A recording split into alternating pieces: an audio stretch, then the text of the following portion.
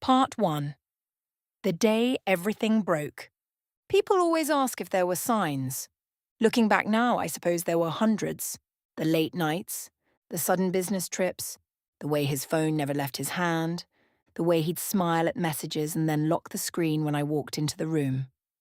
But when you love someone for 15 years, you learn how to excuse things. At least that's what I did. My name is Rebecca, and until 6 months ago, I believed I had the perfect marriage. I believed Michael loved me. I believed we were happy.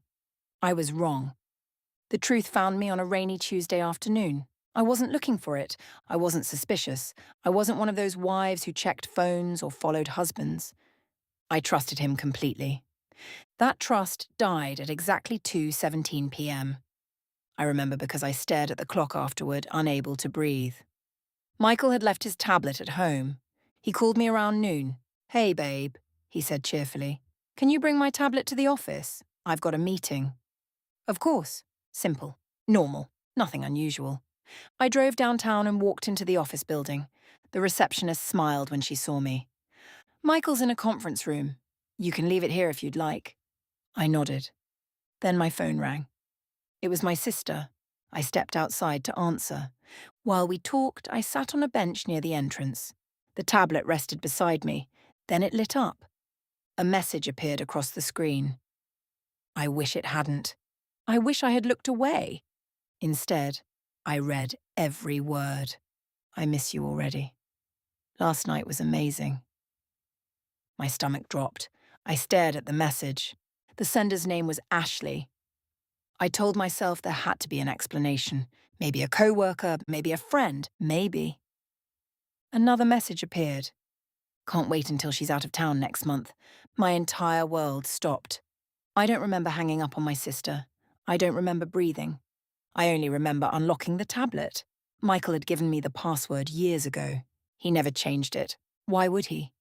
He didn't know I would ever need it. I opened the messages. Then I opened them all. Hundreds, thousands, years. Not weeks, not months, years. Pictures, hotels, vacations, plans, declarations of love, conversations about me, about our marriage, about our life. I learned more about my husband in 20 minutes than I had in 15 years. The affair had lasted 4 years. 4 years. I sat on that bench until the rain soaked through my clothes. I couldn't cry. I couldn't scream. I couldn't move. 4 years. The man I cooked for. The man I slept beside. The man who kissed me goodbye every morning. The man who looked me in the eyes and promised he loved me. 4 years. When I finally stood up, something inside me had changed. I wasn't heartbroken. Not yet. I was empty. The heartbreak came later. Much later. That evening, Michael walked through the front door smiling. "Hey, beautiful." He kissed my forehead. The same forehead he had kissed before going to another woman. I smiled back. The first lie. "How was work?" "Busy." Lie. "How was your day?" I looked directly into his eyes. "Perfect." Lie. He never noticed. Over dinner, he told stories, made jokes, talked about vacation plans. I nodded and laughed in all the right places. Inside, something dark was growing. That night, I watched him sleep. For hours. His chest rose and fell peacefully, as if he hadn't destroyed my entire life, as if he hadn't stolen 4 years from me. I wanted to wake him. I wanted answers. I wanted explanations. Instead, I stayed silent. Because something told me that confrontation wasn't enough. I didn't want apologies. I didn't want excuses. I wanted him to understand. I wanted him to feel what I felt, and the confusion, the betrayal, the helplessness, the pain. For weeks, I pretended nothing had happened. Every morning I kissed him goodbye. Every evening I welcomed him home. I cooked dinner, did laundry, played the role of devoted wife. Meanwhile, I learned everything. I learned Ashley was 32. I learned she worked in real estate. I learned she believed Michael was planning to leave me. I learned he had promised her that for years. The lies weren't just for me. They were for her too. That should have made me feel better. It didn't. It only made me angrier.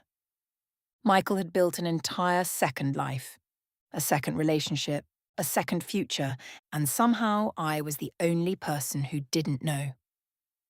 One evening I followed him. I parked across the street from a small restaurant downtown. I watched him walk inside. 10 minutes later she arrived. Ashley, pretty, confident, laughing. She kissed him, right there in the open, like they were a normal couple, like I didn't exist. I sat in my car for 2 hours, watching, waiting, burning. Something happened that night.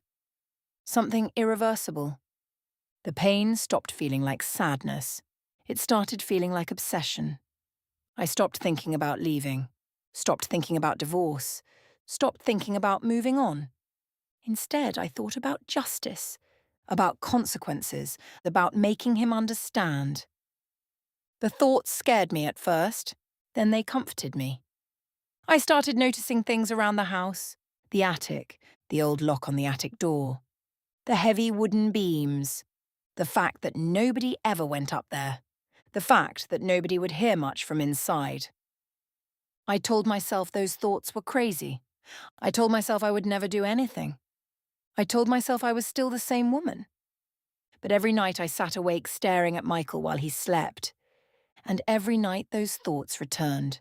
Stronger, darker, more detailed. Until eventually I stopped asking myself if I was losing my mind and started wondering what would happen if I did. Because by then, I wasn't planning my escape anymore. I was planning his. Part 2. The disappearance. The strangest part about losing your mind is that you don't realize it's happening. At least, not at first. For weeks after discovering Michael's affair, I continued playing the role of the loving wife. Every morning I kissed him goodbye. Every evening I asked about his day. I became an actress, and apparently a very good one, because Michael never suspected a thing. Not once. He still smiled at me across the dinner table, still talked about our future, still made plans for vacations and holidays. The entire time I knew everything.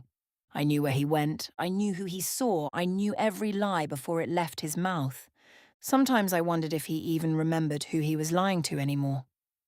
One night, after he came home late from another business meeting, I stood in our bathroom staring at myself in the mirror. I barely recognized the woman looking back. The dark circles under my eyes had grown deeper. I wasn't sleeping. I wasn't eating properly, and I wasn't living. I was surviving on anger. And anger is a dangerous thing. It feeds itself. The more I learned, the more obsessed I became. I reread old messages, looked through photographs, compared dates. Every anniversary, every birthday, every holiday, there she was. Ashley. A ghost haunting every memory I thought belonged to us. I stopped crying. That scared me more than anything, because crying meant I still felt pain. Now all I felt was numb, cold, focused. One evening, Michael came home carrying flowers. Flowers. I almost laughed. "What's the occasion?" I asked. He smiled. "Do I need a reason to buy my wife flowers?" The irony nearly made me sick. I accepted them anyway, placed them in water, thanked him, and then spent the rest of the night wondering if he had bought Ashley flowers too. When he finally fell asleep, I sat beside him in the darkness, watching, thinking, remembering. 15 years, 15 years reduced to lies. The thought repeated endlessly inside my head, until eventually it became something else. A question. How long should someone suffer for destroying another person's life? I didn't know the answer, but I knew Michael had never suffered at all. He had both worlds, a wife at home, a girlfriend on the side. Comfort, security, attention, love. While I sat alone carrying a betrayal he didn't even know I had discovered.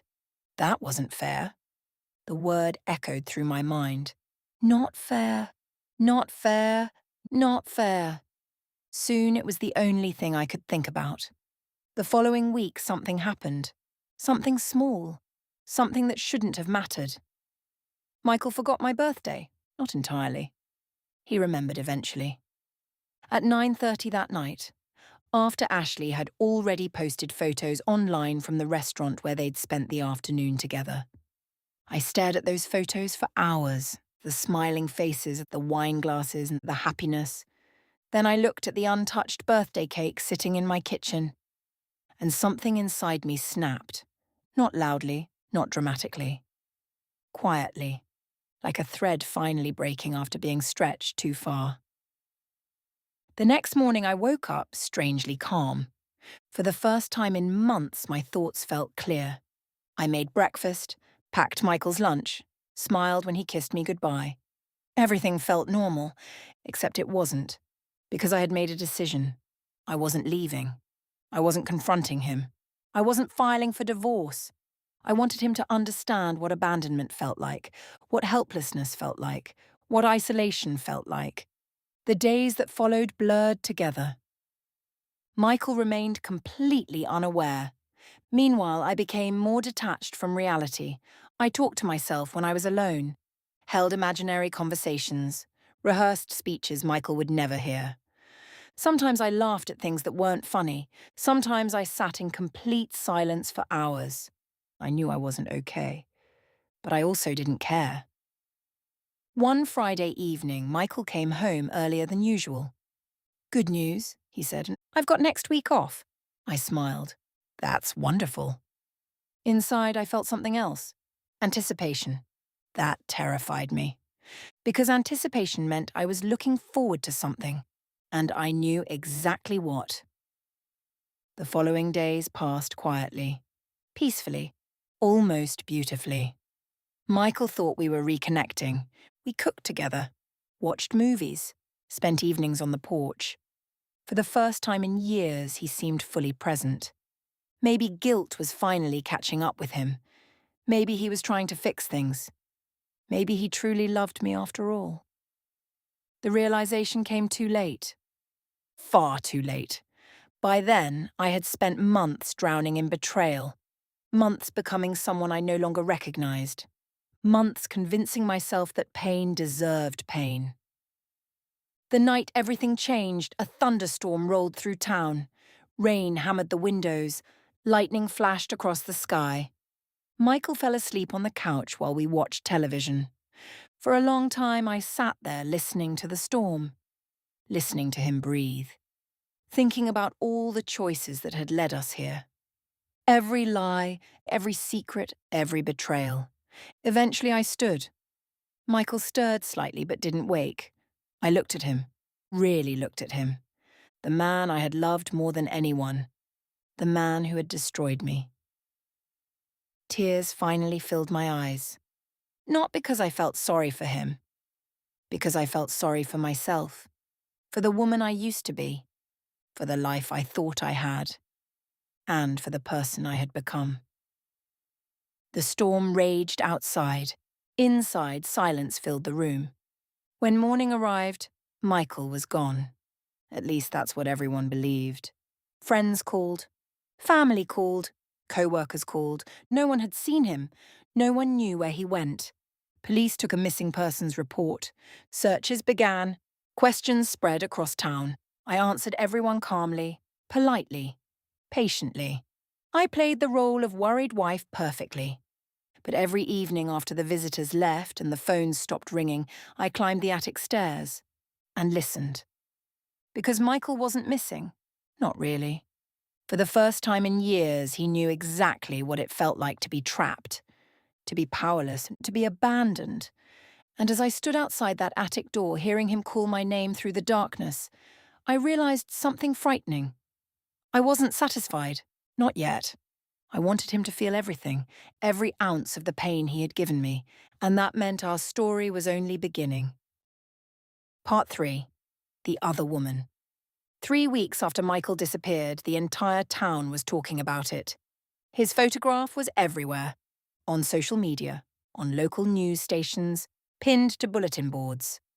People called him a devoted husband who had vanished without explanation.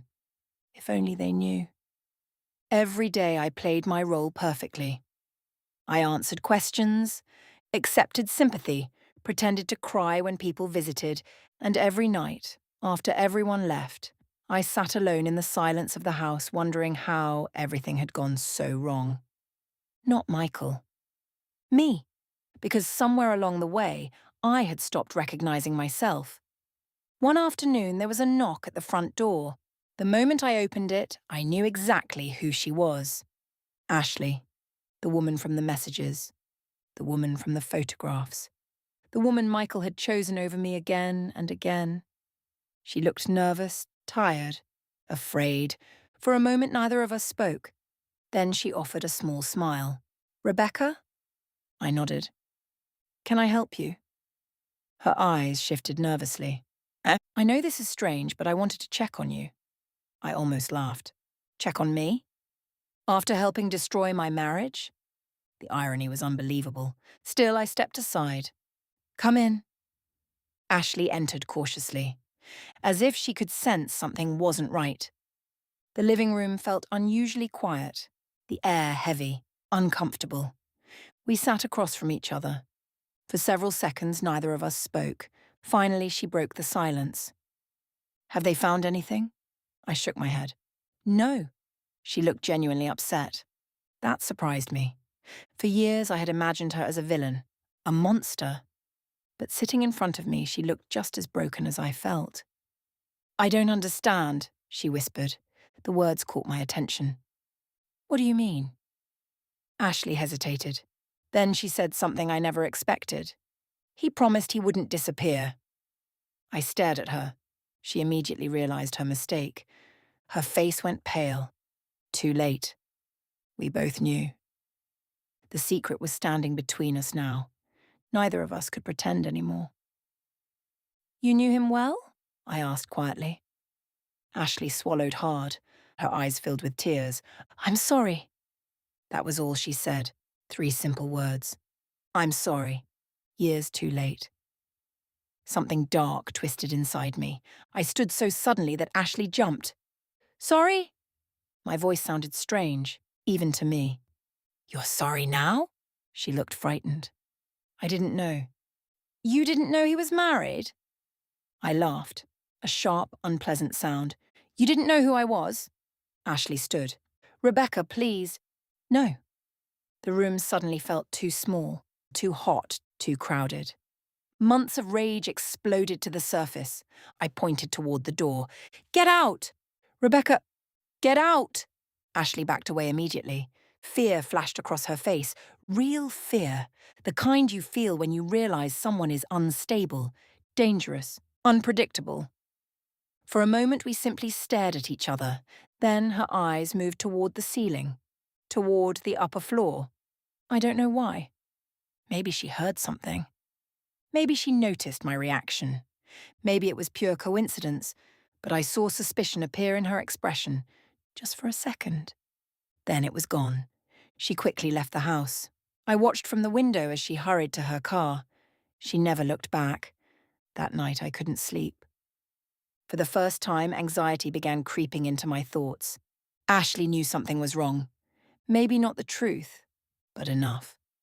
The next morning, an unfamiliar vehicle parked outside my house. My stomach tightened. A police cruiser. 2 officers approached the front door. I opened it before they knocked. "Mrs. Carter?" "Yes."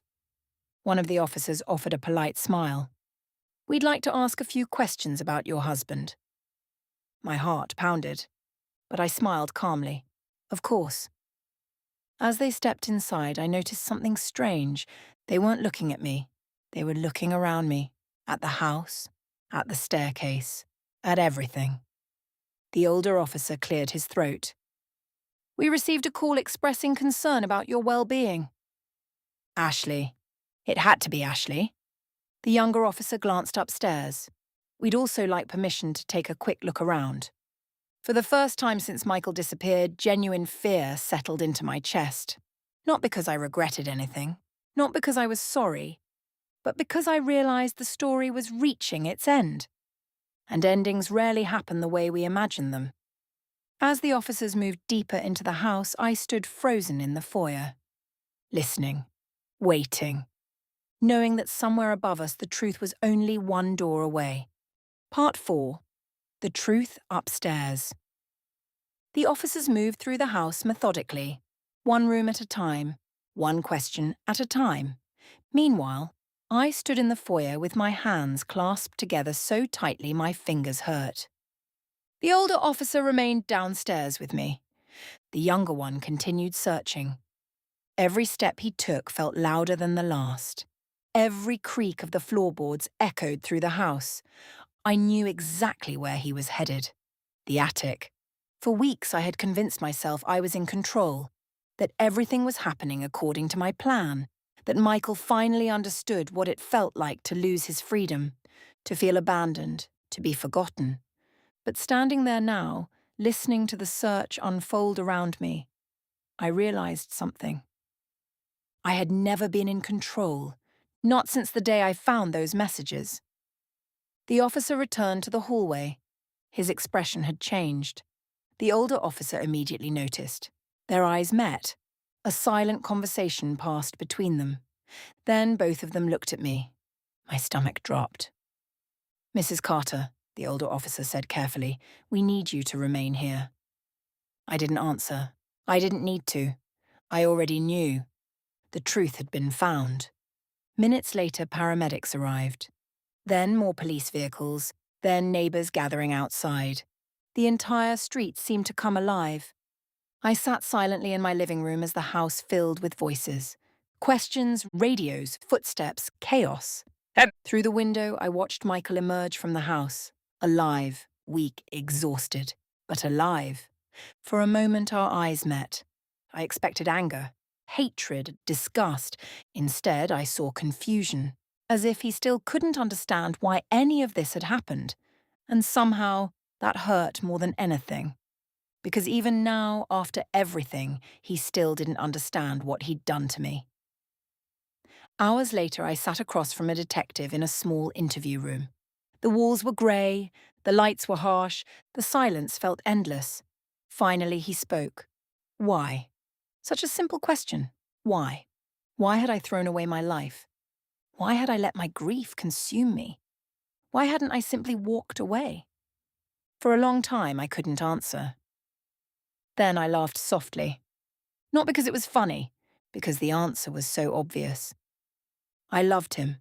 The detective stared at me. I loved him more than I loved myself. Tears filled my eyes. The first real tears in months. When I found out about the affair, it felt like my entire life disappeared overnight. The words poured out. Years of pain, betrayal, humiliation, heartbreak. Everything I had been carrying finally surfaced. I wanted him to feel what I felt. The detective nodded slowly. And did he? I thought about Michael, about the fear in his eyes, about the weeks that had changed both of us forever. Then I gave the only honest answer I could. No. Because the truth was nobody could feel exactly what someone else feels. Pain doesn't transfer. It only spreads, and all I had done was create more of it. Weeks later, I learned that Michael and Ashley were no longer together. Apparently, the scandal destroyed whatever fantasy they had been living in. I wasn't surprised. Relationships built on lies rarely survive the truth. As for me, my life became something entirely different. Court hearings, lawyers, consequences. Long days spent reflecting on choices I couldn't take back. People often imagine revenge as a satisfying ending, a final victory, a moment where everything suddenly feels right. They're wrong. Revenge isn't closure. It's a wound that keeps growing. The day I discovered Michael's affair, I believed he had ruined my life. Maybe he did. But the day I allowed my obsession to take over, I ruined what remained of it myself. Sometimes late at night, I still think about the woman I used to be. The woman before the messages, before the lies, but before the anger. I miss her. More than I miss Michael. More than I miss my marriage. More than I miss the life I lost. Because in the end, Michael survived. Ashley moved on. The town found a new story to talk about. But I was left with something far more difficult. The knowledge that betrayal changed me, and that I allowed that change to become destruction. The last time I saw Michael was during one of the final court proceedings. We passed each other without speaking. No apologies, no explanations, no forgiveness. Just silence. As he walked away, I realized something. For months, I had wanted him to feel my pain. But standing there, watching him disappear into the crowd, I finally understood the truth. The greatest revenge would have been living a happy life without him. Instead, I sacrificed my own. And that was a price far greater than anything he had ever taken from me. The end.